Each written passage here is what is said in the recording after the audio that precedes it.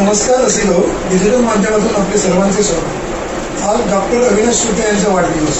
या वाढदिवशी ग्रंथालय त्यांची सर्जनशील आणि राहापीठ अशी 2 पुस्तके प्रकाशित करतात. याचा आम्हाला आनंद होतो. डॉक्टर अविनाश सुपे या सृजनशील व्यक्तीचं सर्जनशील हे आत्मकथन, ट्रेकिंग, पर्यटन, छायाचित्रण, संगीत अशा क्षेत्रातील त्यांची मनसोक्त मुसाफिरी आपल्याला थक्क करते. आजच्या वेगवान काळात येणाऱ्या तणावांना समोर जात आपलं आरोग्य चांगलं कसं ठेवावं याचा सहज सोपा व्हावं म्हणजे राहापीठ हे पुस्तक. हा समारंभ अनौपचारिक असून या पुस्तकांचा जाहीर प्रकाशन समारंभ केईएम हॉस्पिटलच्या सहकार्याने ऑक्टोबरच्या अखेरीस करणार आहोत. त्यावेळी आम्ही आपल्या सर्वांना निमंत्रित करूच. या पुस्तकाच्या निर्मिती व संपादन यासाठी राधिका कुंटे, वैशाली रोडे, अरुण जोशी, स्मिता कुलकर्णी यांचे सहकार्य लाभले. त्यांचे मनपूर्वक धन्यवाद. मी प्रवीण शिंदे यांना विनंती करतो की आपण डॉक्टर अविनाश सुपे यांना भेटवस्तू व पुष्पगुच्छ देऊन त्यांचं स्वागत करावे. ग्रंथालयाच्या वतीने आपण सर्वांनी त्यांना वाढदिवसाच्या शुभेच्छा देतो.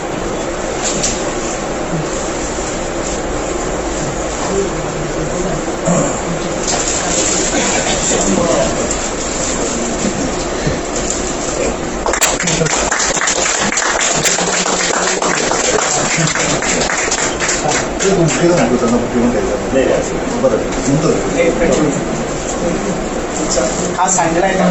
हो, द्या द्या.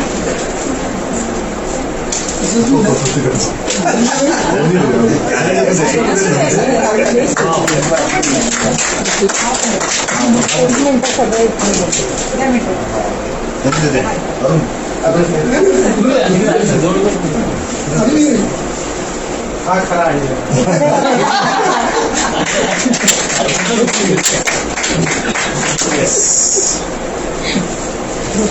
मी धनंजयला विनंती करतो की तुम्ही वैशालीचं स्वागत करा.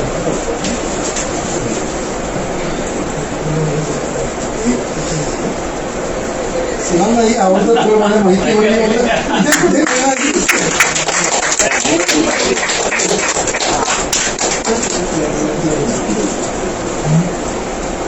धनंजय तू राधिकाचं स्वागत करायला.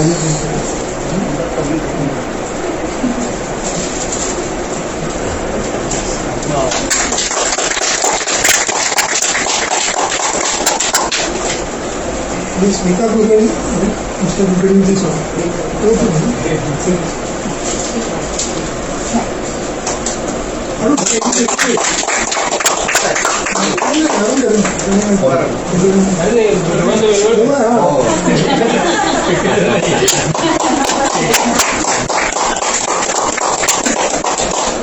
आणि नुकतीच आपण जी नवीन पुस्तकं प्रकाशित केली आहे आपण जे प्रथमच येतोय स्वातीताईंचं स्वागत आपण पुस्तक घेऊन करूया. अरुण त्यांना पुस्तक घेऊन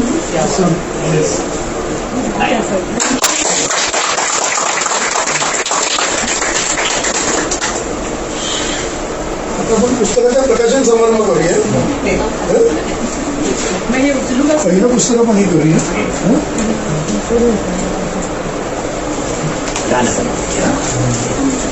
एक गणित तुझ्या असते करूया.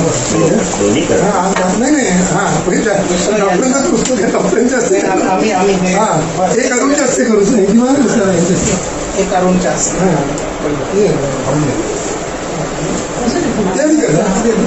असं आहे ते पहिला जरी सगळं क्लिअर आहे का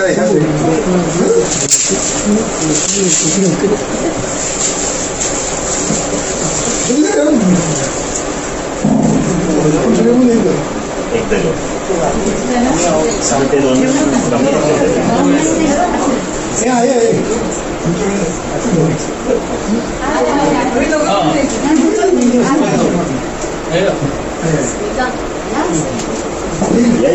अर्जितांना म्हणून कॅमेरा फिरवू शकता सर. हा त्या साईडलाही घ्या, तिथूनही घ्या. त्यांना पण येऊन देतो. तुम्ही या नाही या सर, ते कॅमेरा फिरवेल म्हणजे इकडे या दोघी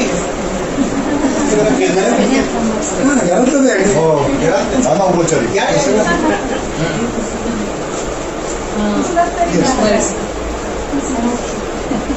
दुसऱ्या पुस्तकाचं धनंजय तू सुरेश ते घेऊन दे पूर्ण कॅमेरा.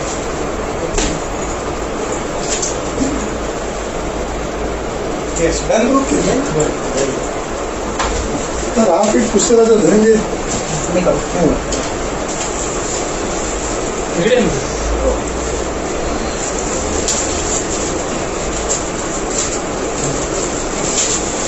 पॅकिंग केलं.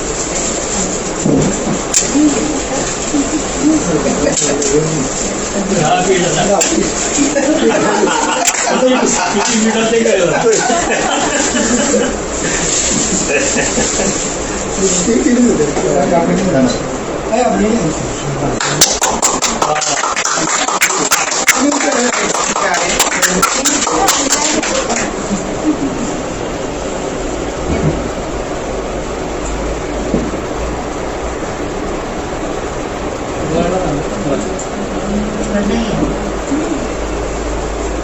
छान तुझा वाढदिवस छान साजरा ग्रंथाने मोठी एक एक असं दोन दोन केक मी वाढले मस्त छान झालं भैया. थोडंसं मी जरा ग्रंथांबद्दल पण पहिलं पुस्तक वाचलं मग तुम्हाला भेटलं काल पूर्ण पुस्तक वाचलं आणि मला पाठवलं रात्री 1 वाजेपर्यंत तसं तर मी ग्रंथालयाबद्दल बोलतो ते ग्रंथालयाचं 47 वर्ष आहे. आपल्या सगळ्यांना ते माहितीच आहे, पण आता आपण फेसबुक लाईव्ह कार्यक्रम करतोय त्यानिमित्ताने इतरांनाही सगळं कळेल. आपण दरबार शब्दरुची मासिक काढतो, त्याची वार्षिक वर्गणी 30 रुपये आहे. अरुण साधूंच्या नावाने दरवर्षी आपण 25 सप्टेंबरला फेलोशिप देतो. तरुण पत्रकाराला ती फेलोशिप दिली जाते आणि त्यातलं जो आपल्याला सगळं त्याचा अभ्यास जो सबमिट करतो त्याच्यावर आपण पुस्तक करतो ते पुढच्या वर्षी आपण ते रिलीज करतो. आणि गेल्या वर्षीपासून आपण दिवाळी पहाटे सुरू केली होती. पत्रास कारण की दिवाळी पहाटेचा कार्यक्रम केला. चांगले 5 अंक आपण सर्व वाचकांना दिले. ऑनलाईन त्यांना कार्यक्रम बघता आला. तसंच यावर्षी आपण 6 अंक वाचकांना देणार आहोत. त्यांच्याकडनं आपण 1100 रुपये घेऊ, 6 अंक देऊ आणि भीमण्णा नावाचा भीमसेन जोशींच्या जन्मशताब्दीनिमित्त आपण जो कार्यक्रम करतोय तो त्यांना ऑनलाईन बघता येईल. दुसरा जो आपण कार्यक्रम करतोय तो शांताबाई शेळके यांचं जन्मशताब्दीचं वर्ष आहे. त्यानिमित्ताने आपण एक कार्यक्रम रेकॉर्ड करतोय, तोही त्यांना ह्याच्यात त्यांना बघायला मिळणार आहे. तर आपण या सगळ्या योजनेचे सभासद व्हा असं मी या निमित्ताने आवाहन करतो. आणि आता 2 मिनिटं प्रवीण शिंदेनी बोलावं असं त्यांना विनंती करतो.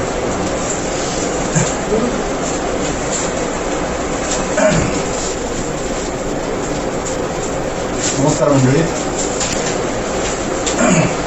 मी प्रवीण शिंदे ग्रंथालय संस्थेबरोबर 30 वर्ष ऑडिटर हिशेब तपासणी या नात्याने संबंधित आहे. आज हिशोबाच्या पुस्तकाप्रमाणेच एक ॲडिशनल पुस्तक इंग्रज स्पर्धेने मला काल पाठवलं व त्यावर आज बोलायचं असं सांगितलं. विनाबाबतला पण एकच विनाबाबतला असं नाही, पण एकच म्हणत की एका उत्तुंग व्यक्तिमत्वाला प्रत्यक्ष भेटण्याची संधी मिळणार आहे आणि ती पण त्याच्या वाढदिवसाच्या दिवशी. तर आपल्यास हार्दिक शुभेच्छा आणि स्टे ब्लेस. आता पुस्तकाकडे वळून मी पुस्तकाचं शीर्षक सर्जनशील म्हणून त्यांनी घेतलं. फारच समर्पक शीर्षक त्यांनी निवडलं आहे. माझा अनेक डॉक्टरांशी माझ्या व्यवसायानिमित्त संबंध आला. अनेक डॉक्टर माझे क्लायंट आहेत. त्यांची पोस्ट एज्युकेशन आणि करिअर ग्रोथ त्याचा मी साक्षीदार आहे. आणि माझा तसा आपला काही परिचय पहिल्यापासून नाही, पण तो पेपरमध्ये वाचलं की ग्रंथालय परिवारामध्ये चर्चा घडली तेवढीच मला माहिती. काल एका बैठकीत मी रात्री 1 वाजेपर्यंत पूर्ण पुस्तक वाचून काढले आणि मुद्दाम नाही तुम्ही गंमत एका ठिकाणी गेली आम्ही पण उत्तम केली की बालपणचं शिक्षण व्यावसायिक वाटचाल आणि नंतर मग पर्सनॅलिटी डेव्हलपमेंट आणि ग्रोथ याचा तुम्ही चॅप्टर दिली. पहिल्यांदा तुम्ही तुमच्या कॉलनीबद्दल वर्णन दिलं आणि त्यातला एकच मला भावस्पर्शी म्हणजे तुमच्या 4 बहिणी आणि तुम्ही भाऊ आणि तो अर्धा वाटता म्हणजे मला अगदी तुमच्या भाऊचा अर्धा वाटता बहीण तुम्हाला यायचं आणि मग त्या अर्धा वाटायचं खूपच म्हणजे मला मनाला भावलं त्यांचं प्रेम एवढं तुमच्यावर. मुखपृष्ठ पण चांगलं झालं शिरीष केलं की एक सर्जनची स्टोरी आणि त्यावर खूप आपली तरुणता त्यावर मला दिसेल. नंतर तुमची महापालिका शाळा, महात्मा गांधी विद्यामंदिर, मोठी पार्लरेटिव्ह आहे, जय हिंद विद्यालय, सगळ्यात तुमची वाटचाल तुम्ही दिशानिर्देश दिलेले आहेत. डॉक्टर संस्थी, डॉक्टर रवी बाबा, डॉक्टर शरद कानकर, डॉक्टर हे सगळं मला खूप आवडलं. तुम्ही खूप मनापासून ठरलेले. सरकारी हॉस्पिटलमध्ये तुम्ही काम केलं, तुम्ही जसे आहे तसे स्वीकारले. कुठेही तुम्ही मला म्हणजे जरी टीका केली नाही, हे मला प्रेशर सांगतो आहे ते स्वीकारलं. किंवा तुम्ही प्रायव्हेट गव्हर्नन्स जे निवडले त्यांना पण तुम्ही त्यांचे मशीन्स त्यांना पण व्यवस्थापन पण केलं पाहिजे आणि सप्लाय मेंटेनन्स केलं पाहिजे. हे मला एक म्हणजे आर्थिक तत्वाचं माझ्यामध्ये आवडलं ते मशीन मेंटेनन्स. आणि ऑलवेज मी बघितलं की पार्ट ऑफ सोल्युशन राहिलं, पार्ट ऑफ प्रॉब्लेम्स नाही. आणि ते तुमचं तसंच ते शिक्षक तुम्ही 251 पाहून तुमचं गेल्या माणसाने माणसाची माणसं असं मग वाटावं फारच छान. ते तुम्ही अगदी फार आपण जड फिलॉसॉफी काहीतरी सांगतो त्या वाक्यामध्ये तुम्ही दिलेली आहे ती मला आवडली. आणि मला वाटतं तुमची ती वडिलांची वारकरी पंथाची विजय ती हे कर्मयोग ज्ञानयोग त्याच्यामध्ये मला थोडं मनोरंजन वाचायचं तर आता तिथे वाचत नाही वेळ लागेल. एक पॅराग्राफ छान वेळ मिळाला तर शेवटी वाचतो. दुसरं मला वाटतं तुम्ही सगळ्यांना म्हणता की डॉक्टर रेस्ट घ्या रेस्ट घ्या. आम्हाला डॉक्टरना स्वतःलाच माहिती स्वतःच रेस्ट घेत नाही. तर तुमचा प्रवास जो मला आवडला की मला पण त्याची आवड आहे. तुझं रक्तदान 125 वेळा रक्तदान केलेलं आहे. ते एक पुस्तक वाचलं, एका जीवनामध्ये मला अनेक जीवन जगायचं म्हणजे आता कालपासून तुमचं जीवन मी जगतोय. नंतर रात्री वगैरे म्हणून मला आठवण म्हणजे डोळ्यापुढे असं जीवन पण तुमचं मला जातोय. एक सर्जन, व्यवस्थापक, प्रवासी किंवा ट्रेकर म्हणजे तुम्ही, फोटोग्राफर, संगीत आणि दाते म्हणजे तुम्ही रक्तदान करताय खूप पुढे जाते कारण पैशाने दान केलं. आणि परत तुम्ही आता समाजसेवा जे बुधवाणी ट्रस्टबरोबर तुम्ही काम करताय. आणि एक लेखक आणि कुटुंबवत्सल व्यक्ती. ते कुटुंबवत्सल असं म्हणायला पाहिजे की डॉक्टर स्वाती तुमचं यांनी मनोगतापणे नाव घेतलंय आणि डायरेक्ट त्यांनी तुमचं 167 पानावर फोटो टाकलाय आणि नंतर तुमचा उल्लेख 234 पानावर केला डायरेक्ट. किती ते त्याच्या व्यवसायामध्ये आणि नंतर मग 340 पानावर त्यांनी पूर्ण माहिती तुमची दिली कसं लग्न जमलं ती उद्भवतर माहिती चांगली. म्हणजे त्या केएनची अजून एक मला दिलेली देणगी असं ते म्हटलं ते मला आवडलं. आणि या डॉक्टर स्वाती पण स्वतः संगीत विशारद आणि त्यांनी मला पण फॅमिली डॉक्टरबद्दल तुम्ही खूप पोटतिडकीने म्हणतात तर त्या फॅमिली डॉक्टर सारखं काम करायचा आनंद झाला. मग तुमच्या फॅमिलीबद्दल डॉक्टर प्रज्ञा, ब्रिजेश आणि साची, आयुषी जे त्यांनी खूप छान दिलेले. ते जावई कार्डिओलॉजिस्ट आहे, गायनाकॉलॉजिस्ट आहे. आणि तुमच्या आई वडिलांनी शांतपणे तुमच्याकडे कॅन्सरच्या आजारामध्ये पण म्हणजे कुठले उपचार न घेता निरोप घेतला ते पण मला आवडलं. परत तुमच्या 3 बहिणींचं तुम्ही त्यांचं त्या व्यंग्याचा उल्लेख केला आणि मग तुम्ही ते स्वीकारलं आणि त्यांनी पण तुमच्यावर प्रेम केलं ते मला एक. आणि हे पुस्तक म्हणजे वैद्यकीय विद्यार्थी यांना खूप प्रेरणादायक आणि मोटिवेशनल आहे असं मला वाटतं सगळ्यांना. आणि म्हणजे मी वयाने लहान आहे तुमच्यापेक्षा पण एक वाचक म्हणून इंडिपेंडेंटली म्हणजे आमच्या प्रोफेशनचं जे आहे चार्टर्ड अकाउंटंट इंडिपेंडन्स इंटिग्रिटी त्यांनी मी एक व्यवस्था हे केलेलं आहे. आणि सर्वात आवडलं म्हणजे तुम्ही एक विद्यार्थी हे महापालिका शाळेत विद्यार्थी होतात नंतर त्या केएमच्या कॉलेजमध्ये होतात तिथेच डीन झालात नाही त्याचा कुठेही तुम्ही म्हणजे तेवढा नम्रता म्हणजे तुम्ही कुठे उल्लेख केला नाही. मला ते वाक्य कुठेतरी वाचायला आवडलं असतं की ज्या इथे शिकलो त्याचाच मी डीन झालो याचा मला तर ते कुठेच मला माहिती असं का म्हणजे मला वाटलं पुढच्या एडिशनमध्ये ते तुम्ही असावं. आणि अजून तुम्ही असं कारण माझं अब्राहम मॅस्लो म्हणून जर एक पिरामिड आहे तो मला तुमच्याकडे बघून असं वाटलं की माणसाच्या पहिलं बेसिक गरजा निर्माण होतात आणि मग पुढे पुढे तो माणूस जातो आणि शेवटची गरज जी असे सेल्फ ऍक्च्युअलायझेशन तर तुम्ही सेल्फ ऍक्च्युअलायझेशनच्या खूप जवळ जाताय आणि अजूनही तुम्ही तुमच्या उपजत क्षमताचा खूप वापर करताय आणि अशा अधिक चमत्कार तुम्ही घडवा असा मला विश्वास आहे. आणि हे एक मला वाटतं हे पॉझिटिव्ह सायकोलॉजीचं तुम्ही एक मला चांगलं हे दिलं की पूर्ण पुस्तकात पॉझिटिव्ह सायकोलॉजी आता जे पॉप्युलर कन्सेप्ट आहे ते तुम्ही मला आवडलं त्यामध्ये. दुसरं तुम्ही IITला पण तुम्हाला ऍडमिशन मिळवतं तिकडे तुम्ही मॅनेजर आणि खूपच मोठे म्हणजे मल्टीनॅशनल कंपनीमध्ये वगैरे खूपच मोठे आणि आमच्याकडे आला असं सीए पण व्हायचा तुमचा विचार होता मेडिसिन आम्ही पण एका चांगल्या सहकार्याला म्हटलो. तसं महात्मा गांधींचं जे म्हणाले कालच गांधी जयंती झाली. महात्मा गांधींचं जे आहे की live as if you are going to die tomorrow and learn as if you are going to live forever हे मला वचन तुमच्या बाबतीत मला खूप वाटतं. परत FAIMER foundation for advancement of international medical education research याचा तुम्ही जो उल्लेख केलेला आहे त्याची खूप ऋणी अर्थ आहे. आणि परदेशातले तुमचे अनुभव तुम्ही याच्यात दिले, पुस्तकात दिलेले याच्यामध्ये की 32 देशांमध्ये तुम्ही भेट दिल्या. पण मुख्य म्हणजे आपण पाहतो त्यामुळे तिथे राहिलात, त्या माणसांबरोबर राहिलात. तिथे अनेक डॉक्टरांचा तुम्ही कृतज्ञतापूर्वक उल्लेख केला आहे की जपानमध्ये गेला, तुम्ही एक सांगितलं की वेळेचं किती महत्व आहे. 10 वाजून 1 मिनिटं झालं तुमचा ब्रेकफास्ट, खूपच माहिती मिळाली. तसंच वसुदेव कुटुंबकम जी आपण म्हणतो ती डॉक्टर वासिम तुम्हाला पाकिस्तानचे भेटले तिथे, आणि त्यांच्याबरोबर तुम्ही जे गप्पा मारल्या तिथे हे कुठलेच विषय निघाले नाही. तिथे बॉर्डर इश्यू तुम्हाला कधी आला नाही, काश्मीर इश्यू आला नाही तुमच्या मैत्रीमध्ये. दुसरा अजून एक अभिमान असमध्ये IFME international fellowship in medical education शिकागोमध्ये जे क्लिनिकल डिसिजन मेकिंग आणि इंटिट्यूटिव्ह डायग्नोसिस तुम्ही म्हणालात, ते म्हणजे ती एक मानाची तुम्ही ती केलं, आणि खूपच ती मान. आणि तुम्ही 2.25 वर्षामध्ये ते बरेचसे म्हणजे त्यांनी दिले की 50% लोक सोडून देतात. तर तुम्ही ती फार अभिमानास्पद मला वाटलं. फक्त ती तुम्ही फी किती कशी मॅनेज केली मला कळलं. खूप मोठी फी होती फेलोशिप मिळाली, ती कशी मिळाली. पेमेंट दिली. अच्छा. तर आणि पुढे तुमचं जे कर्नल पंडई ओरिजिन मला तुमचं मेडिकल बाबतीत तुम्ही दिलेलं अनेक म्हणजे डॉक्टरांबाबत तुमची खंत केली ती पण मी वाचली की अनावश्यक चाचण्या किंवा उपचार करतात, मेडिको लिगल केसेस होतील म्हणून खूपच काळजी घेतात. ते गुगल सर्च करून पेशंट देतात, त्याबद्दल ते म्हणाले की डॉक्टरांचा इंटरव्ह्यू घेतात. तर ती एक अशी वाईट वाटणारी गोष्ट वाटली. नंतर तसंच जसं KM मध्ये तुम्ही टाटा इन्स्टिट्यूटमध्ये तुम्ही स्टुडंट होतात, येसूज असा निघे तुमचे प्रोफेसर होते बरोबर, SLE बरोबर. आणि मग तुम्ही नंतर मग तिथेच तुम्ही आता फॅकल्टी होते, म्हणजे तिथे पण तुम्ही तसंच झालं, तिथे विद्यार्थी होतात तुम्ही ते शिकवताय. नंतर एथिक्स कमिटीबद्दल तुम्ही ते दिलेलं बरं असते, एथकॉम ॲटिट्यूड एथिक्स आणि कम्युनिकेशन ते. आणि परत मला अजून एक मुद्दा आठवतं की 2001 साली त्यांना डीन होण्याची संधी होती, पण तुम्ही कधी कधी आयुष्यामध्ये 2 पावलं मागे येणं पण चांगलं असतं. हा एक मोठा धडा आहे, कधी कधी 2 पावलं मागे यायला पाहिजे. आणि नंतर तुम्ही मला 13 का 14 साली हे तुम्ही विचारलं डॉक्टरना, इतरांना कन्सल्ट केलं, शरदनी डाणूकर त्यांना ते म्हणाले तुमची सर्जनची करिअर त्यामुळे अफेक्ट होईल, डीनमध्ये खूपच काम आहे, ऍडमिनिस्ट्रेटिव्ह जबाबदारी असते. तिथे तुम्ही लिहिलं you should walk slowly but ethically. छान तुम्ही लिहिलं.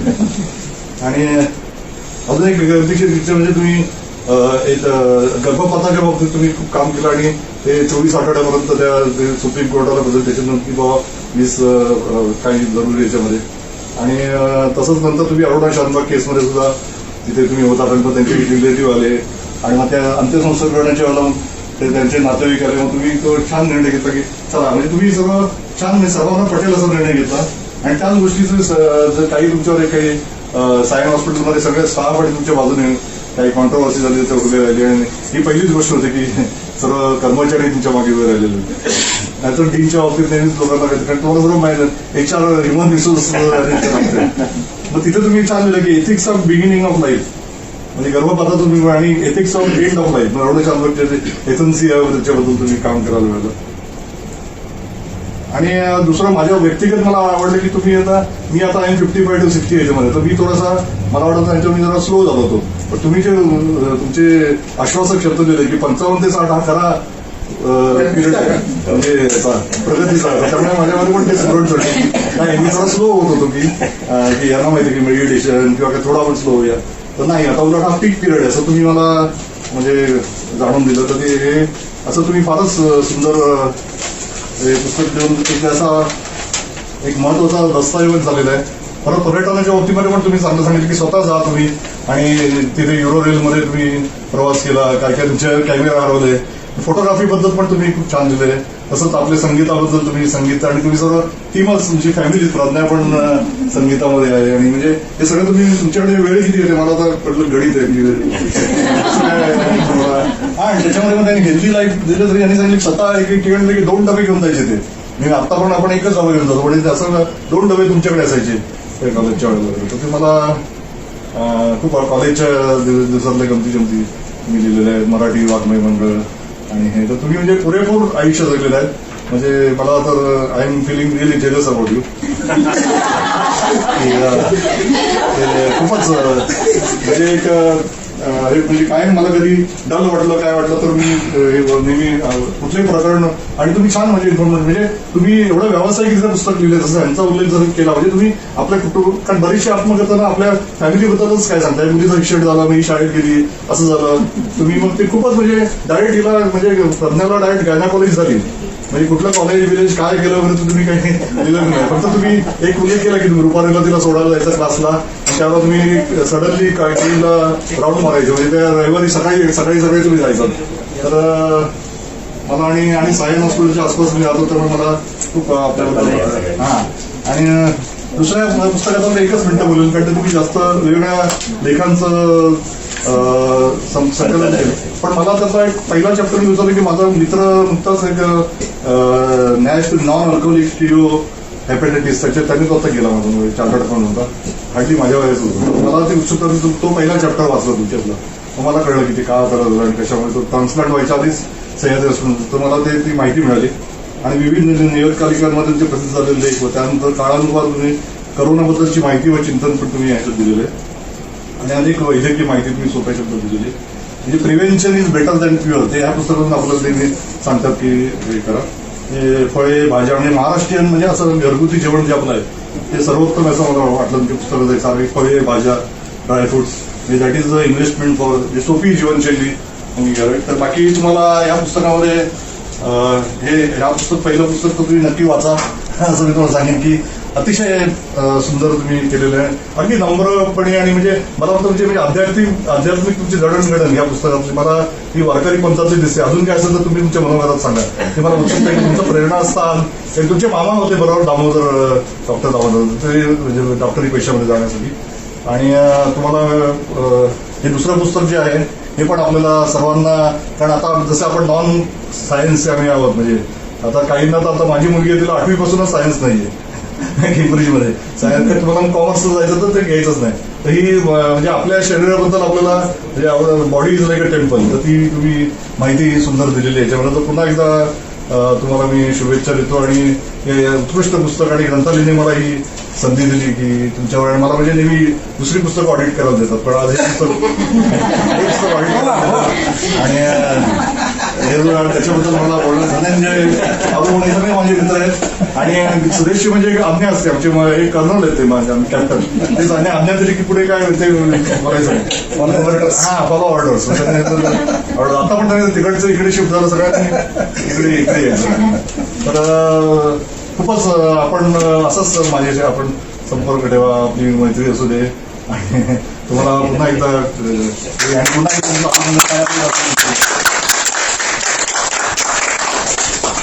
चांगला वाचक कसा असावा, जसं पुस्तक मी छापून प्रेसमधून आलं आणि मी डॉक्टरांकडे पाठवून दिलं. ते म्हटलं गिफ्ट पॅक करून आपण त्यांना पाठवून देऊया, आधी उद्या आपण अनौपचारिक सगळं प्रकाशन करणार आहे. म्हटलं नाही, आपण जर त्या पुस्तकावरती कोणी एखादा वाचक चांगला बोलू शकला तर मला असं वाटतं ग्रंथालयाचं खरं जे काम आहे चांगला वाचक घडवणं, ते तुम्हाला आता त्यांनी ज्या दोन्ही पुस्तकांबद्दल प्रवीण शिंदे बोलले त्यातनं सगळं जाणवलेलं असेल की खऱ्या अर्थाने असं वाचक घडावं हे ग्रंथालयाचं उद्दिष्ट आहे. आणि 24 तासात ती दोन्ही पुस्तकं वाचून त्यांनी चांगल्या पद्धतीने आपल्याला पुस्तकं काय आहे, कशासाठी वाचलं हे चांगल्या पद्धतीने आपल्याला सांगितलं. तसंच त्यांनी हे सगळं त्यांचं मनोगत व्यक्त करताना सांगितलं की खूप चांगल्या प्रकारे या पुस्तकाची मांडणी घडलेली. तर ह्याला कारणीभूत कोण आहे? ग्रंथालयाने पुस्तक काढलं, ग्रंथालयाचं नाव होईल, सरांनी लिहिलं, सगळं होणारच आहे. पण या पडद्यामागे खूप जण यासाठी काहीतरी काम करतात. राधिका कुंटे होती, वैशाली होती, अरुण जोशी होता. आम्ही डॉक्टरांना 2-3 वेळा भेटायला गेलो होतो कारला त्यांच्या त्या हॉस्पिटलमध्ये, आणि याच्यात चर्चा घडत हे पुस्तक घडलं. तर आमची राधिका आहे ती असं म्हणते की आता तर मास्क लावायचं आहे, तुम्ही हे, मी मुळात बोलणारच नाही मुलीसोबत, आणि आता तर तुम्ही मास्क लावून ठेवलं, मला तिला काही बोलणी विनंती करता येत नाही. पण वैशालीने ठरवलंय की ह्या निमित्ताने मला बोलायचं आहे, तर ती 3 मिनिटं बोलेल आणि आपलं मनोगत व्यक्त करेल. वैशाली तू बोला. नमस्कार. पहिल्यांदा सरांना वाढदिवसाच्या खूप खूप शुभेच्छा. मी थोडंसं बोलणार आहे ते या पुस्तकाच्या निर्मितीबद्दल बोलणार आहे. आम्ही कसं पुढे पुढे जात गेलो. मला वाटतं एक साधारण वर्षभरापूर्वीची गोष्ट असेल. एक दुसऱ्याच एका पुस्तकाच्या कामासाठी मी ग्रंथालयाच्या ऑफिसमध्ये जात होते आणि सुदेश सहज एक दिवस बोलता बोलता म्हणाला की आपल्याला डॉक्टर अविनाश सुपे यांचं पण पुस्तक करायचं. तर मी म्हटलं ठीक आहे. तोपर्यंत मला अविनाश सुपे म्हटल्यावर मला एकदम क्लिक झालं की शर्मिलाशी बोलताना बरेचदा अविनाश सुपे यांचं नाव यायचं. शर्मिला कलकुटकर माझी पत्रकार मैत्रीण, महाराष्ट्र टाइम्समध्ये आहे सध्या. तर तिचं आणि सरांचं खूप खूप संपर्क होता कामाच्या निमित्ताने आणि त्याच्या पलीकडेही. त्यामुळे तिच्याशी बोलताना नेहमी नाव यायचं. आणि सर KMचे डीन होते आणि तिथे त्यांनी खूप चांगलं काम केलंय एवढंच माहिती होतं. त्याच्या पलीकडे मला फार माहिती नव्हतं, म्हणजे तपशील ज्याला म्हणतात कामाचे असे काही माहिती नव्हते सरांबद्दलचं. तर मी म्हटलं ठीक आहे करूया आपण, पण मला करायला आवडेल. आणि सुदेश म्हणाला की राधिका त्यांचं ऑडिओ फाईल्स आहेत त्याच्यात शब्दांकन करते, तिचं पूर्ण झालं की आपण बोलूया नंतर त्याच्याबद्दल. म्हटलं ठीक आहे. काही दिवसांनी राधिकानी शब्दांकन पाठवलं, ऑडिओ फाईल्स आणि शब्दांकन तिने केलेलं ते पाठवलं. आणि मी जशी वाचायला सुरुवात केली तसं तसं एक डॉक्टर म्हणून, एक शिक्षक म्हणून, एक माणूस म्हणून सर समजायला सुरुवात झाली. आणि मग असं वाटलं की हे एवढंच पुरेसं नाहीये, आणखीन समजून घ्यायला हवं. म्हणून मग त्या दृष्टीने काही प्रश्न काढले. मग राधिका आणि मी बोललो की आणखी काय काय यात हवं, म्हणजे काय काय येऊ शकेल याच्यामध्ये आणि काय यायला हवं. आणि मग मला आठवतंय की ह्या वर्षाच्या पहिल्या दिवशी म्हणजे 1 जानेवारी 2021ला आम्ही खारच्या सरांच्या ऑफिसमध्ये गेलो भेटायला आणि बोललो त्यांच्याशी काय काय करता येईल, कसं येईल. खरं तर त्यावेळेला करोनाची पहिली लाट नुकतीच ओसरायला लागली होती, दुसरी अजून यायची होती. त्यामुळे पण तरीही इतकंही सगळं सुरळीत नव्हतं की रोज जाऊन भेटावं एकमेकांना इतकं. पण ह्या करोनाने आपल्याला काही देणग्या दिल्या, त्याच्यातली एक देणगी म्हणजे झूम मीटिंग. तर त्यामुळे आम्ही ठरवलं की आपण त्याचा उपयोग करायचा. आणि मग तसा आम्ही रोज सकाळी 9:30 ते 11 ही आमची वेळ ठरलेली होती आणि रोज सकाळी आम्ही झूम मीटिंग करायचो. आणि मग ते जे प्रश्न होते, ज्या शंका होत्या किंवा जे तपशील आणखीन हवे होते त्याच्याबद्दल बोलत जायचो. आणि मग पुन्हा जे बोलणं झालंय ते पुन्हा लिहून काढायचं. मग त्याच्यात आणखीन काही शंका असतील तर पुन्हा त्याच्यात भर घालायची. म्हणजे चर्चा, प्रश्न आणि लेखन अशी एक 3-4 आवर्तनं झाली असतील आमची. आणि त्याच्यानंतर ते पुस्तक आता त्याला थोडा आकार आलाय असं वाटायला लागलं. अर्थात तरीही इतकं ते पूर्ण झालं नाही, तरीही म्हणजे अगदी छापायला जाईपर्यंत सुद्धा रात्री 12:30 पर्यंत सरांचं आणि माझं फोनवर सुरूच होतं की काय राहिलंय, काय नाही, काय थोडंसं बदलायला हवंय, काय हेच सुरूच होतं. शब्दांकन करताना आणि संपादन करताना मजा आली खूप. ह्याचं कारण असं की राधिकाला आणि मला हा विषय खूप नवीन होता.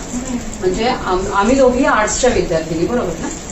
तर आम्हाला सायन्स आणि मेडिकल त्यातूनही हे किती माहिती की ताप आल्यावर प्रोसिन घ्यायची आणि तो करोना असेल तर ऍडमिट व्हायचं, एवढंच माहिती, त्याच्यामध्ये काहीच माहित नाही. पण आम्ही सरांना त्यामुळे इतकं छळलं की काय, एकतर आम्हाला शरीर रचना काय ते माहिती नाही, तर सरांनी ती शरीर रचना, त्याच्यातलं काय ते कशी काम करते, मग त्याच्यात बिघाड कुठे कधी होतात, कसे होतात, त्याच्यावर उपचार काय असतात, त्याच्यातले मेडिकल प्रोसिजर्स काय असतात, मेडिकल टर्मिनॉलॉजी काय असते, इतकं सगळं. म्हणजे आम्ही इतके बेसिक प्रश्न विचारले होते सरांना आणि सरांनी अगदी सोप्या शब्दात आम्हाला सगळं समजावून सांगितलं. आणि आम्ही जास्तीत जास्त प्रयत्न केलाय की तितक्याच सोप्या शब्दात ते पुस्तकात यायला हवं. आता ते तसं आलंय की नाही हे वाचकांनी ठरवायचंय, पण आम्ही प्रयत्न केलाय आमच्याकडनं. आणि मगाशी प्रवीण शिंदे सरांनी जो उल्लेख केला की स्वातीताईंचा उल्लेख सुरुवातीला मनोगतात केलाय थेट 162 पानावर, तर हे अगदी खरं आहे की सर मुळात स्वतःबद्दल आणि स्वतःच्या कुटुंबाबद्दल खूपच कमी बोलतात. आणि ते म्हणजे आम्ही त्यांना अशी वेगळी प्रश्नावली काढून दिली होती कुटुंबाबद्दलची की आता तरी काहीतरी सांगा असं. पण त्याच्या अपोजिट त्यांचं मेडिकल फील्ड आणि त्याच्यातले अनुभव, त्याच्यातलं म्हणजे त्याच्यातले सगळे बारकावे, सार्वजनिक आरोग्य व्यवस्था, त्याच्यातले प्लस पॉइंट्स, मायनस पॉइंट्स, त्याच्यात आणखी काय सुधारणा करायला हव्यात, ह्या गोष्टी खूपच मोकळेपणाने आणि खूप खुलून बोलतात सर.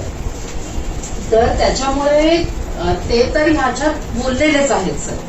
आणि त्याच्यातूनच त्यांचं डॉक्टर असणं, शिक्षक असणं, सुरुवातीला मी जे म्हटलं की शिक्षक असणं आणि माणूस असणं, हे सगळं आपल्याला हळूहळू त्या पुस्तक जसं पुढे जातं तसं सरांची पर्सनॅलिटी आपल्याला उलगडत जाते त्याच्यातनं.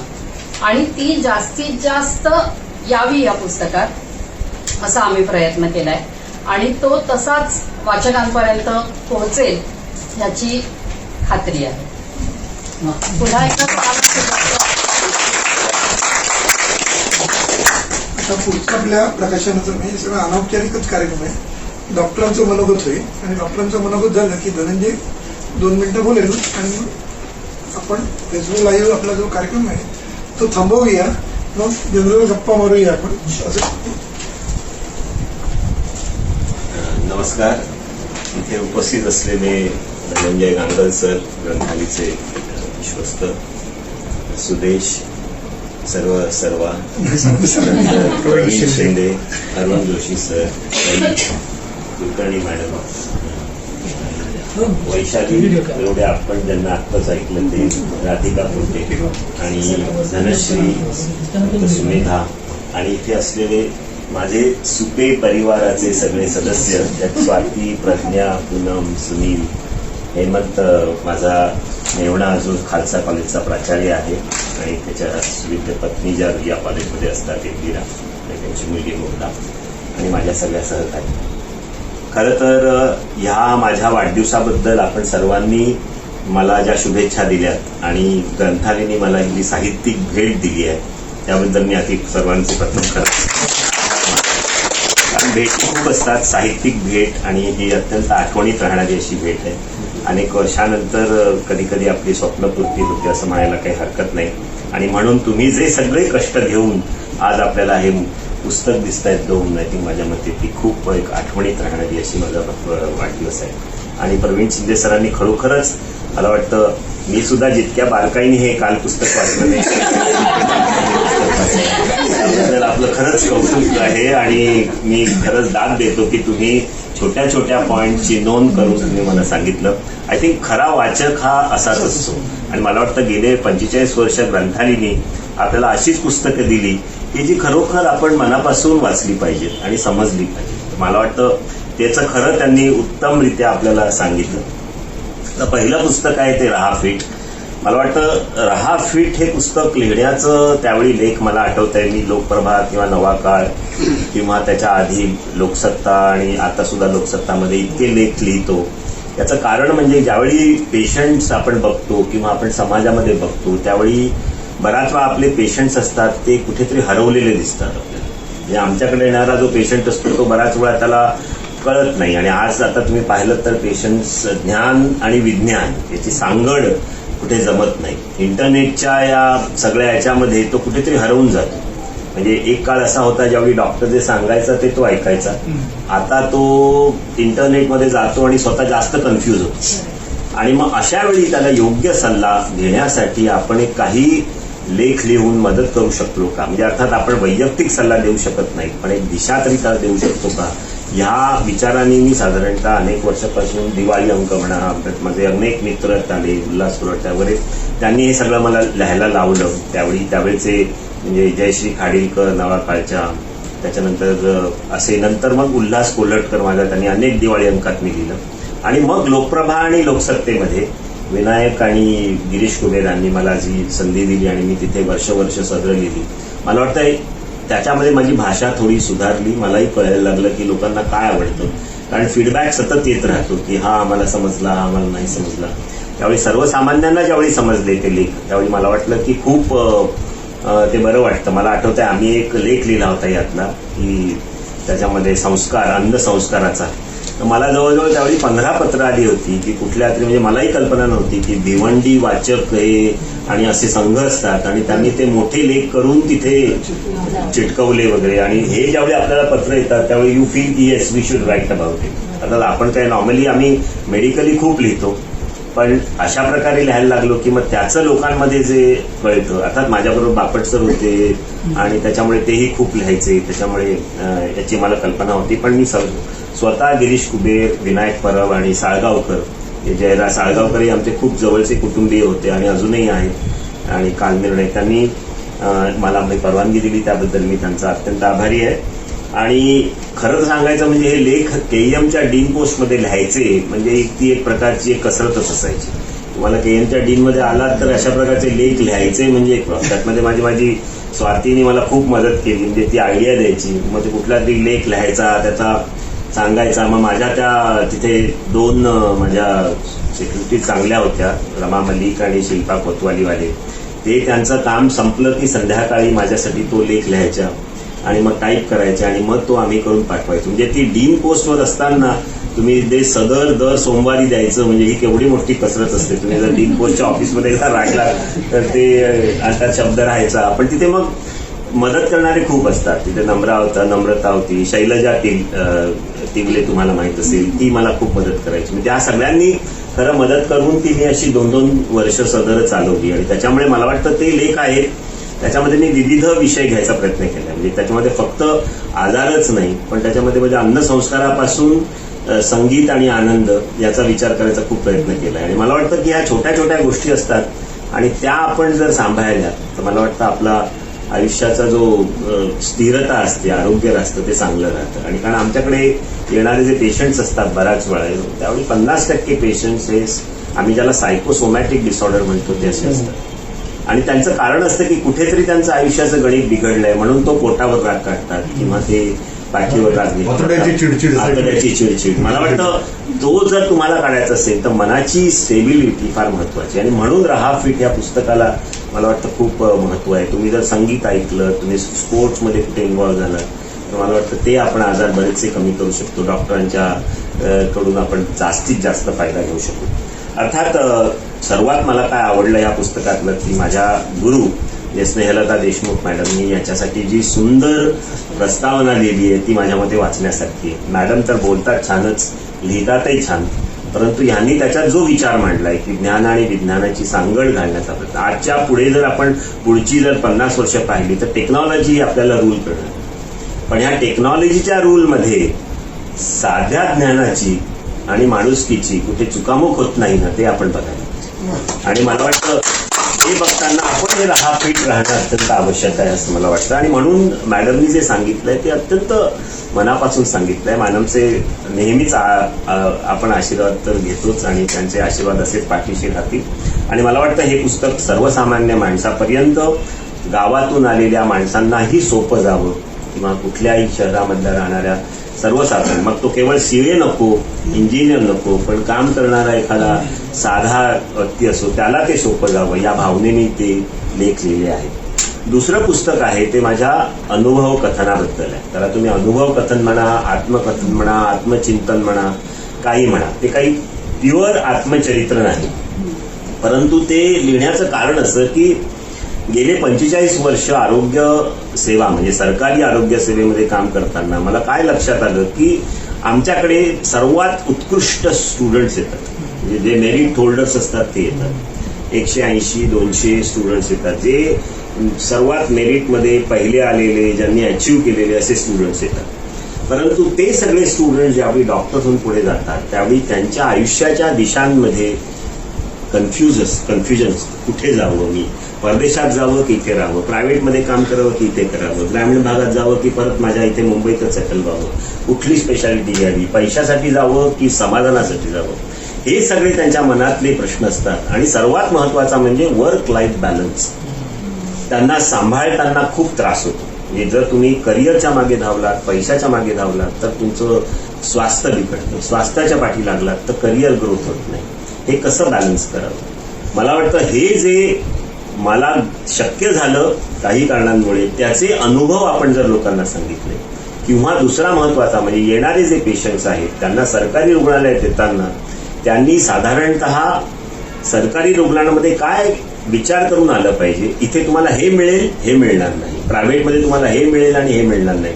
आज आपल्याकडे कुठलीच व्यवस्था ही व्यवस्थित नाही आणि त्याच्यामुळे तो प्रॉब्लेम असा आहे की आपण ज्यावेळी एखादी चूज करतो त्यावेळी त्याचे फायदे तोटे आपल्याला माहीत असायला पाहिजे.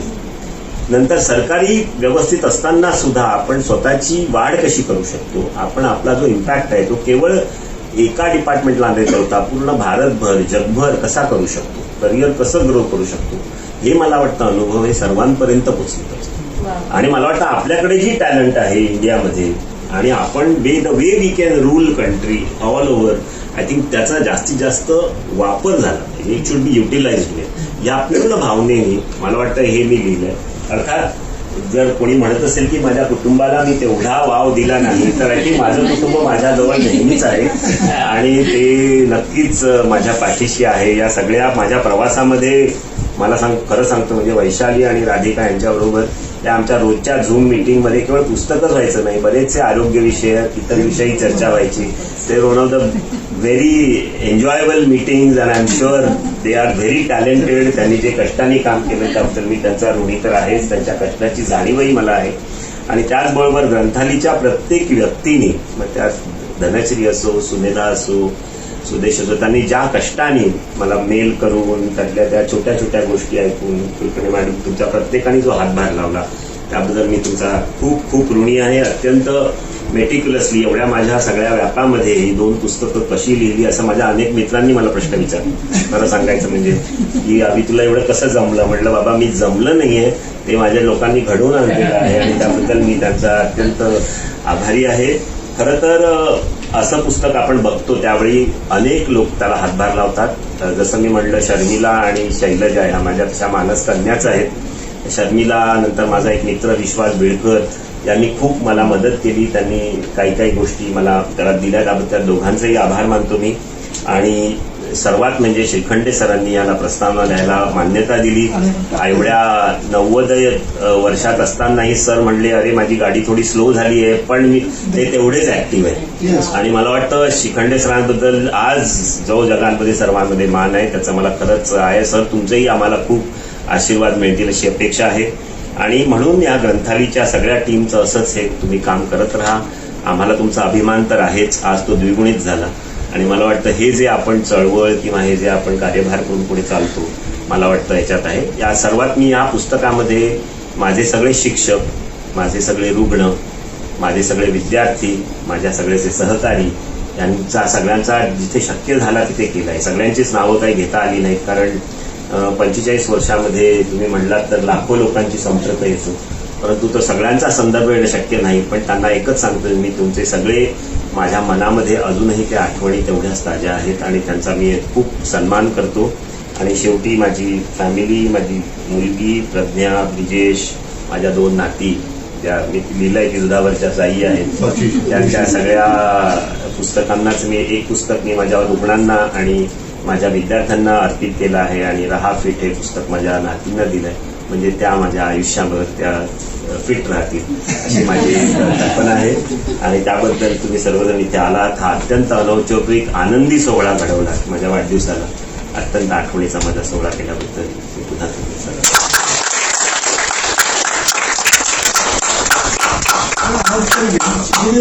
काही बोलायचं असलं नाही असं ऐकत नाही. तुला काय बोलायचं या निमित्ताने कोणाला काही बोलायचं तर काही नाही, सगळं घरगुती आहे आपलं. कारण असं सर्वप्रथम आजचे उत्सव मूर्ती डॉक्टर अविनाश आणि बर्थडे बॉय त्याचे हार्दिक शुभेच्छा. आमच्या कुटुंबासाठी एक आयडॉलिस्टिक फिगरचा आम्ही दोघे हे आमचे आधारस्तंभ, आमच्या सर्व मनगावकर आणि सुपे फॅमिलीचे आम्ही आधारस्तंभ असं समजतो. Especially he is a BC Roy Award winner, which is a sort of a Nobel for Indian doctors. आणि त्याचा खूप आम्हाला अभिमान आहे त्यांच्या अचिव्हमेंटचा. मला त्याची पहिली सुरुवात आठवते यांच्या लग्नापूर्वीची गोष्ट. हे हॉस्टेलमध्ये राहायचे सगळे आणि माझे वडील त्यावेळी आजारी होते, KM मध्ये ऍडमिट होते. 77 आसपास. मी त्यांना सोबत करायला झोपायला जायचो तिथे. हे रात्री सगळे गँग ह्यांची मला येऊन उठवायचे आणि मग त्यावेळी परळ नाक्यावर खडा पावभाजी होती. मग ते खाऊन मग हे 12 वाजता अभ्यास सुरू व्हायचा यांचा रात्री हॉस्टेलमध्ये. हे सगळे जे म्हणाले तसे GS मेडिकल म्हणजे सगळे क्रीम असायचे, पण त्यांचं असं हे असायचं की रात्री 12ला मग रात्रभर अभ्यास.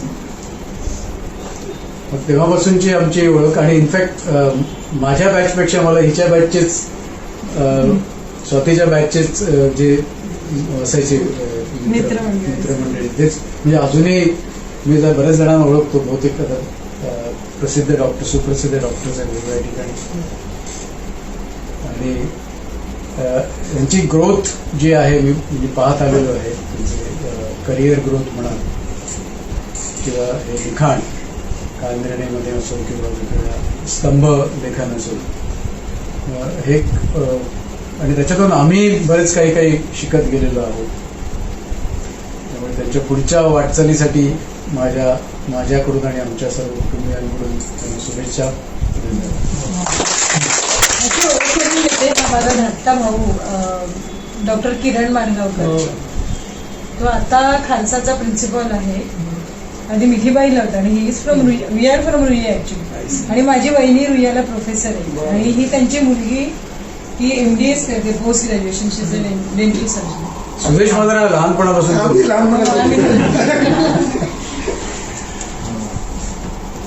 धनंजय कोणाला बोलायचं अजून कोणी धनंजय तुम्ही 4 भाऊ आणि 1 बहीण आणि हे 4 बहिणी 1 भाऊ बरोबर, असं मिरर आहे. काही बोलायचं असेल नाही नाही ना. यांच्याविषयी मला थोडं सांगा. Hopefully it is complimentary.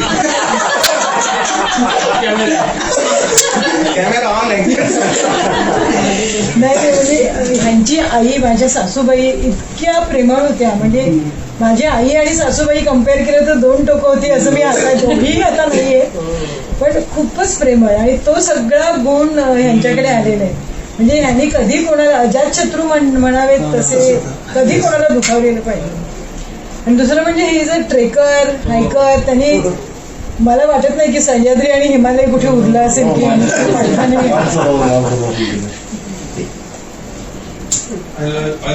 हा sure please. So Mr. Shinde made a point with regard to where does he get all the energy. I meet him post when he comes back from work, so I know how the energy is generated.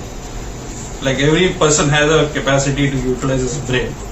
He's got 2 times the personality, means the personality to utilize his brain. So that is where it all comes from. That comes from trying to learn new things and go through various motions in life. I think every time we talk, I think I learn many things from him, and it is some part of his God's gift. Other part of it is his own drive to achieve what he wants. So this is what I can make out, and this is what I will say stands out in him, and that's why I will say somewhere there is some God staying nearby. What is this source? Good. You are a witness. Doctor आणि photographer असे 2 profession असे ज्याच्याबद्दल मला प्रचंड सुप्त आकर्षण आहे. ते अशासाठी की बायका फक्त त्यांचंच ऐकतात आणि पूर्णपणे ऐकतात असं मी बघितलं. मला जेलसी वेगळ्या कारणामुळे वाटली, पण माझी जेलसी वेगळी होती. एनिवे, हे अपाट, जोक्स अपाट, पण द वे वी सरेंडर, हे सगळे बायका नाही पुरुष आपण सगळे ज्या प्रकारे डॉक्टरांना सरेंडर होतो हे मला अत्यंत हृदय वाटतं. म्हणजे फ्यू गुड मॅन नावाचा सिनेमा होता, तो अर्थात आर्मी कोर्ट मार्शल बद्दल होता. आणि त्याच्यात जॅक निकल्सन टॉम क्रूजला विचारतो की तू कधी तुझं आयुष्य कोणाच्या हातात दिलंयस का, ब्लाइंडली, म्हणजे कॅप्टनच्या अशा अर्थाने, आणि किंवा कोणाचं आयुष्य तू ब्लाइंडली मागितलंयस का, आणि ते त्यांनी ब्लाइंडली दिलंय का. ते अर्थात त्यांच्या कॅप्टन आणि त्या टीम बद्दल असतं, फ्रंटला लढत असताना. पण मला वाटतं डॉक्टरांच्या बाबतीतही हेच, म्हणजे मेडिकल प्रोफेशन बद्दल हेच लागू आहे की पूर्णपणे आपण त्यांना सरेंडर होतो. आणि त्यातली जी ट्रस्टीशिप आहे ती मला खूप हृदय वाटते. आणि कालच गांधीजींबद्दल खूप विचार झाले आणि ट्रस्टीशिप विश्वस्त आहे. तर मला वाटतं डॉक्टर सुद्धा त्याच, म्हणजे मी दोन्ही पुस्तकं बघितली आणि तुम्ही अध्यात्माची किंवा स्पिरिच्युअल याचा उल्लेख केला, तर विशेषतः या पुस्तकात ते कळतं की तुम्ही ट्रस्टीशिप म्हणून सगळं त्या अर्थाने त्याच्याकडे बघता. हे मला विशेष वाटतं. त्यातलं मी थोडं वाचून दाखवतो, म्हणजे त्यामुळे मला म्हणजे आता ते आपल्याला कळेल, म्हणजे आपल्या वाचकांना, भावी वाचकांना. तुमचं हे जे अर्पण पत्रिका म्हणूया, माझ्यावर दृढ विश्वास ठेवून आपलं शरीर शस्त्रक्रियेसाठी माझ्या हाती सोपवणाऱ्या माझ्या रुग्णांना आणि माझ्यावर नितांत प्रेम करणाऱ्या सर्व विद्यार्थ्यांना हे पुस्तक अर्पण. आता रुग्ण आणि विद्यार्थी यातनंच त्यांचं कॅरेक्टर कळतं, ते या प्रोफेशनकडे कसं बघतायत ते. मागचंही मी त्यांच्या मनोगतातलं थोडं वाचतो म्हणजे कळेल. हा लेखन प्रपंच करताना वैद्यक शिक्षण घेणाऱ्या भावी पिढ्या आणि माझ्यावर नितांत प्रेम करणारे माझे असंख्य वाचक रुग्ण माझ्या डोळ्यासमोर आहेत. मी डॉक्टर झालो त्यावेळी डॉक्टर ही व्यक्ती कुटुंबाचा सदस्य बनायची आणि तिला देवाखालोखाल भक्तिपूर्ण प्रेम मिळायचं. महाविद्यालयातील पहिल्या वर्षाच्या अनाटॉमीपासून पदव्युत्तर शिक्षण घेताना आणि त्यानंतर महापालिका रुग्णालयात एक डॉक्टर म्हणून सेवा करताना प्रत्येक दिवस नवीन अनुभव देणारा होता, नव्या परीक्षेचा होता, चैतन्यानं भारलेला होता. वेदनाग्रस्त रुग्ण रोगमुक्त होऊन जाताना बघणं म्हणजे चैतन्याची अनुभूतीच. मला वाटतं या शेवटच्या 2 शब्दात त्यांचं आयुष्य पूर्ण gist of your life is in this, की त्यांना त्याच्यात खरी अनुभूती मिळते. छान डॉक्टर, तुमच्याशी आमचे संबंध असे दृढ होत राहोत, तुम्ही पुढची पुस्तकं लेखोत असं म्हणून मी थांबतो इथे.